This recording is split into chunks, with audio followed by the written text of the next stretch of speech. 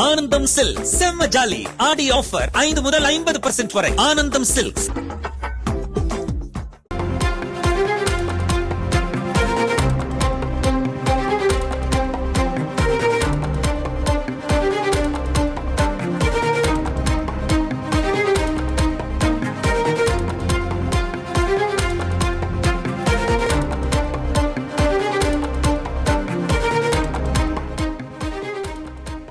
அண்மை செய்தி. கனிம வள விவகாரத்தில் அதிகாரிகளுக்கு எதிராக நடவடிக்கை எடுக்க தமிழக அரசுக்கு சென்னை உயர்நீதிமன்றம் உத்தரவு பிறப்பித்திருக்கிறது.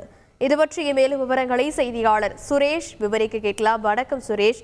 இந்த கனிம வள விவகாரம் என குறிப்பிடப்பட்டிருக்கும் இந்த விவகாரம் என்ன, மேலும் இந்த பின்னணி என்ன, இது குறித்து சென்னை உயர்நீதிமன்றம் பிறப்பித்திருக்கக்கூடிய உத்தரவில் என்ன விஷயங்கள் எல்லாம் தெரிவிக்கப்பட்டிருக்கிறது? வணக்கம். கிருஷ்ணகிரி மாவட்டத்தில் உள்ள கோயில்களுக்கு சொந்தமான நிலங்களில் கனிமவள கொள்ளையை தடுக்க வேண்டும், நடவடிக்கை எடுக்க வேண்டும் என்று 2022ஆம் ஆண்டு உயர்நீதிமன்றம் ஒரு உத்தரவை பிறப்பித்துள்ளது. இந்த உத்தரவை அமல்படுத்தவில்லை என கூறி தாக்கல் செய்யப்பட்ட நீதிமன்ற அவமதிப்பு வழக்கில் இரு கோவில்களுக்கு சொந்தமான நிலத்திலிருந்து 198 கோடி ரூபாய் மதிப்பிலான கிரானைட் கற்கள் திருடப்பட்டுள்ளதாக அறநிலையத்துறை தரப்பில் அறிக்கை தாக்கல் செய்யப்பட்டுள்ளது.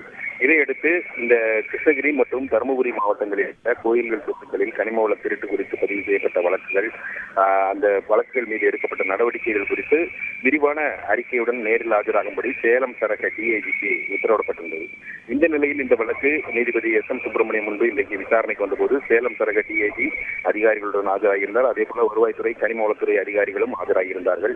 கனிமவள கொள்கையை தடுக்க காவல்துறையினர் மேற்கொள்ளக்கூடிய நடவடிக்கைகளுக்கு வருவாய்த்துறை உள்ளிட்ட அதிகாரிகள், பிற துறை அதிகாரிகள் ஒத்துழைப்பு வழங்குவதில்லை என்ற ஒரு குற்றச்சாட்டு காவல்துறை தரப்பில் தெரிவிக்கப்பட்டது. மக்கள் வரிப்பணத்திலிருந்து கண்ணியமான ஊதியம் பெறக்கூடிய அதிகாரிகள் அச்சமின்றி நடவடிக்கை எடுக்க வேண்டும் என்று தெரிவித்த நீதிபதி டிஐஜி தாக்கல் செய்த அறிக்கை போதுமானது அல்ல என்று குறிப்பிட்டார். மேலும் இரு மாவட்டங்களிலும் கனிம வளங்கள் எடுக்க வழங்கப்பட்டுள்ள அனுமதி குறித்த விவரங்களை சேலம் சரக டிஐஜி மற்றும் கிருஷ்ணகிரி, தருமபுரி மாவட்ட ஆட்சியர்கள், காவல் கண்காணிப்பாளர்களுக்கு ஒரு வாரத்தில் வழங்க வேண்டும் என கனிம வளத்துறை உதவி இயக்குநருக்கு நீதிபதி உத்தரவிட்டிருக்கிறார். இந்த விவரங்களின் அடிப்படையில் சம்பந்தப்பட்ட இடங்களில் நேரில் ஆய்வு செய்து சட்டவிரோத குவாரி நடவடிக்கைகளை கண்டறிந்தால் அதை தடுக்க நடவடிக்கை எடுப்பதுடன் உடந்தையாக செயல்பட்ட அதிகாரிகளுக்கு எதிராக ஒழுங்கு நடவடிக்கையும் குற்ற நடவடிக்கையும் மேற்கொள்ள வேண்டும் என்று நீதிபதி உத்தரவிட்டிருக்கிறார்.